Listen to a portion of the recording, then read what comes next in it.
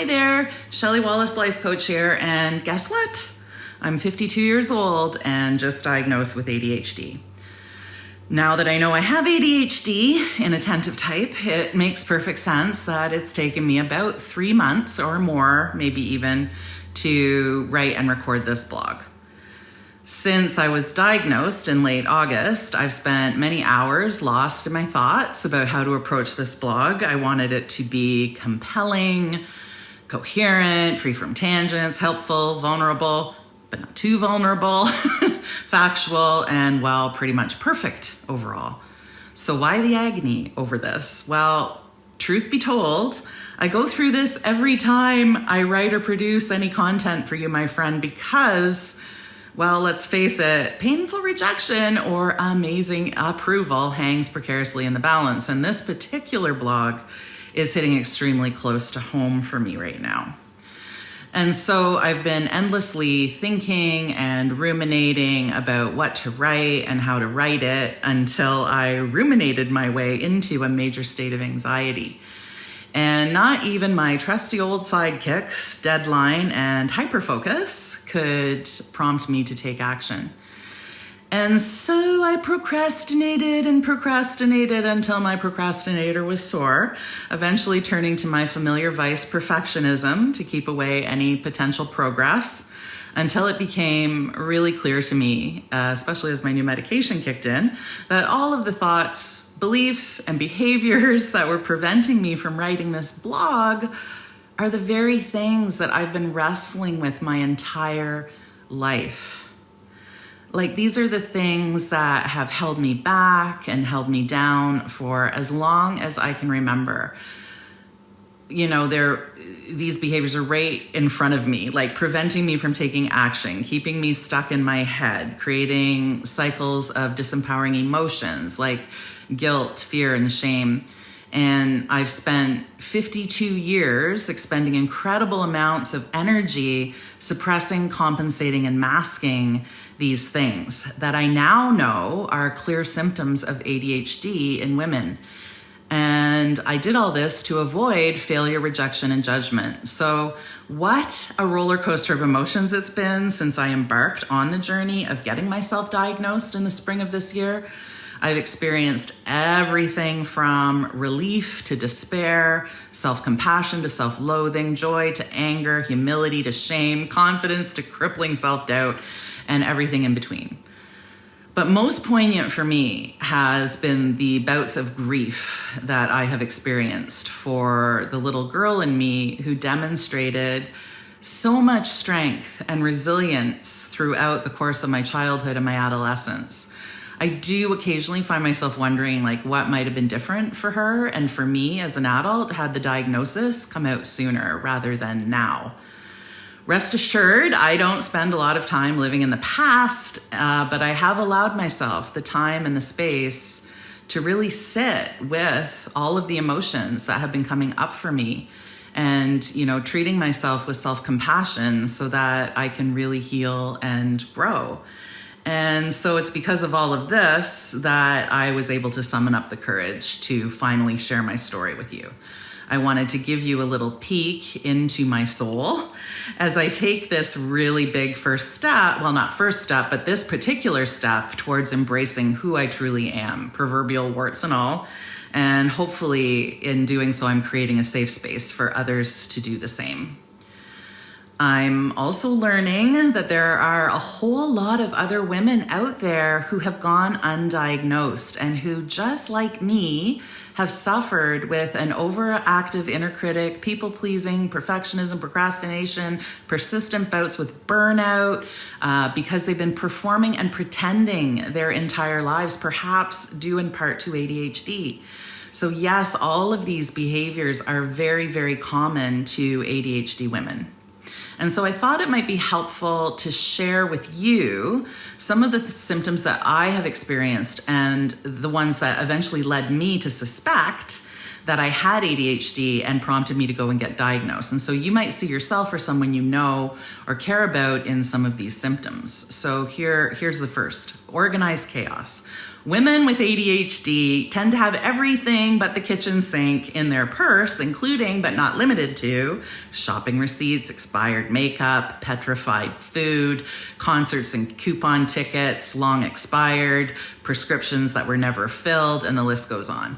We may also have stacks of paper lying around the house that were once deemed important, but that we haven't looked at or touched in years. These can often be found tucked into little nooks and crannies around the house until things are, really piling up. Some of us have been known to have a dozen or so themed journals and planners on the go, but I know I can never find the one that I want when I need it, and so I tend to write random stuff in all of them. Yeah. We may also be found spending a lot of time retracing our steps to find something that we have misplaced, or relying on our beloved loved ones to help us find things that we probably put away and can't find. We can also be found often retracing our steps from the car to the house to fetch something we forgot when we were leaving the house, and for me, that's usually my car keys. Having a faulty filter. So this is another one. So this one I have found takes a lot of energy for me to mask. So if you have heard from others that your filter might not be working properly and suffer from being overly honest or forthright, and occasionally and less than tactfully blurt out things that you immediately wish you could delete, then I can relate. And while family and friends are usually patient with me, it can be a constant battle in the workplace, when I was in the workplace, to keep this one in check, and that can get exhausting. Having a magical sense of time. This one's so powerful. Gabor Mate wrote the book Scattered Minds, and he talks about a magical sense of time. And this means struggling with time blindness, which is the difficulty or inability to sense the passing of time. So if you're like me, you may be prone to distractions, which cause you to run late, or you try to fit one more thing in. You think you have time, and maybe you don't have an internal clock. So you feel like you can fit that one more thing in and still be on time, when in fact, that's not the case. You may have a hard time judging how long a task will take. You may also have a hard time judging travel time, and so you don't plan accordingly. Maybe you lose track of time during transitions. I'm famous for that. You procrastinate until you've left things until the last minute. And by the way, typically we are still able to pull things off, but it can be very stressful. Burying ourselves in commitment is another symptom. So we're very passionate, we're multi-passionate. We tend to dive headfirst into things. We take on more than we can handle. We overcommit until we're drowning under the weight of our commitments. Many of us are high achievers or overachievers and place extremely high expectations on ourselves to excel and succeed. And this creates a lot of stress and pressure and can lead us into bouts of exhaustion and burnout, especially when combined with focus difficulties and time management challenges. Like, it all makes sense. So it's very important that we learn how to manage the expectations that we place on ourselves and that we practice self-compassion. Forgetting things, another symptom of this disorder. And it comes from having a disordered brain that has sometimes distractibility and working memory issues. And this helped me to reframe some of the things that I used to see as character flaws within myself. So like me, you may struggle with remembering details like birthdays, anniversaries, even names of people you know. Ask me about the time I was at a party and I forgot someone's name, and it was right there on the tip of my tongue, and then I realized that her name was Shelley. So forgetfulness can occur regularly with appointments, ceremonies, work deadlines, but forgetting doesn't mean that you don't care about something or someone. It happens because your brain disregards it. Analysis paralysis. This is an ADHD paradox. In many ways, it's got to do with decision making. So while we may find it easy to make a decision about something big and make a decision quickly because it's novel to us or it's something that we're really excited about, we may struggle to make a decision over something mundane, like where to go or what to have for dinner. This is a huge thing in our house because we often feel overwhelmed by all of the options. We may scroll the TV guide for what turns into hours, searching for the right show to watch. I do this all the time, only to give up entirely, turn off the TV and go to bed without choosing anything, to which, Tim will say, "Oh, I see you're watching the Netflix trailers tonight."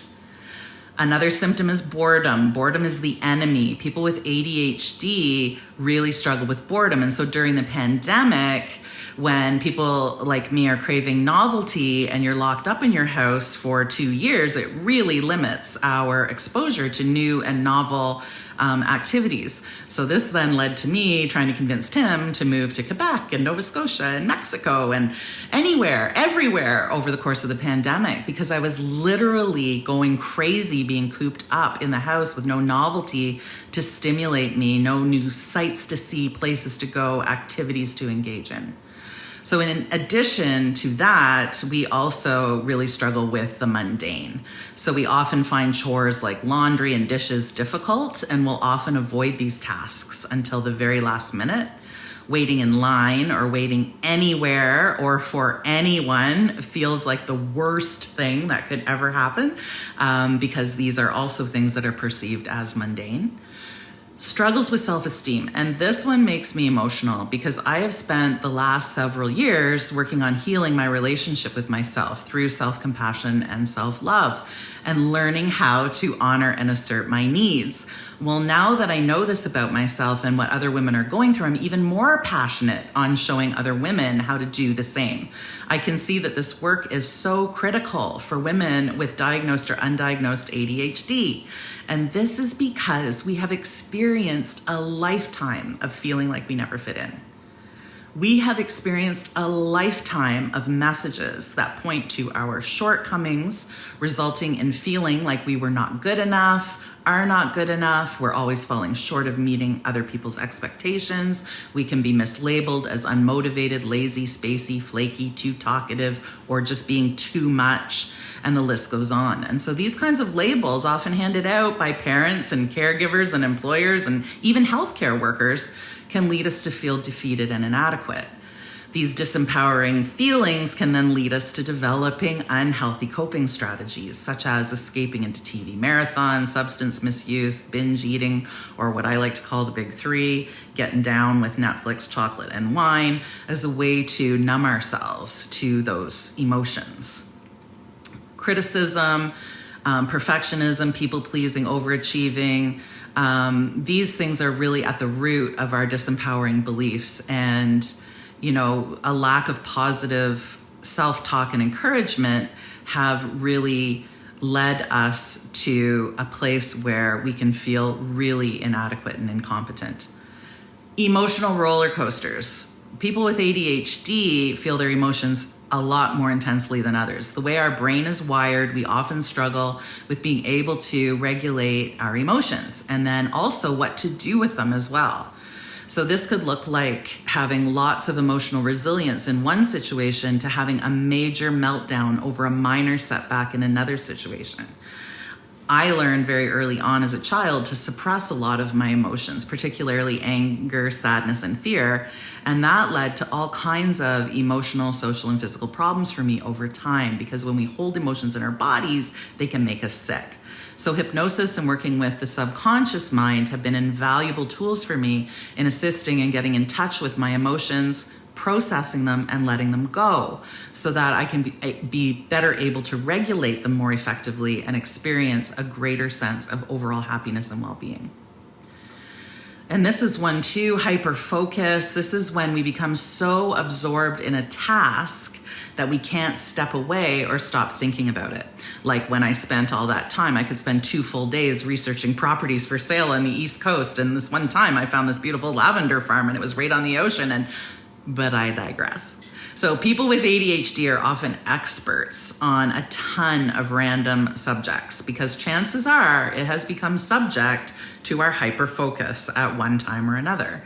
Hyperfocus looks like researching a topic of interest until you're pretty much an expert on that topic, spending excessive time and money on a new hobby or interest, dropping important tasks to pursue the one that you're currently fixated on because it's very high interest, difficulty shifting tasks or stopping what you are doing to eat, bathe, breathe, and being in the zone for hours, oblivious to interruptions and the passage of time. And yes, being the overachiever that I am, I have all of these symptoms and more.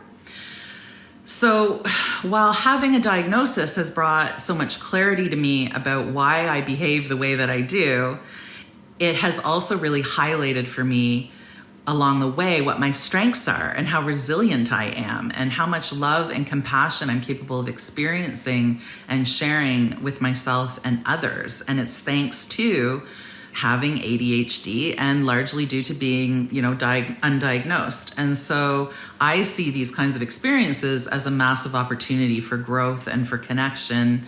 And so that is what finally led me to being able to write this blog and sharing my own journey with all of you. So I'm deeply honored that you chose to spend some of your valuable time with me. And as always, I would love to connect further with you. If you have questions or comments, you can either drop them in the comments below or you can send me an email. I would love to chat with you if you would prefer to connect with me more privately.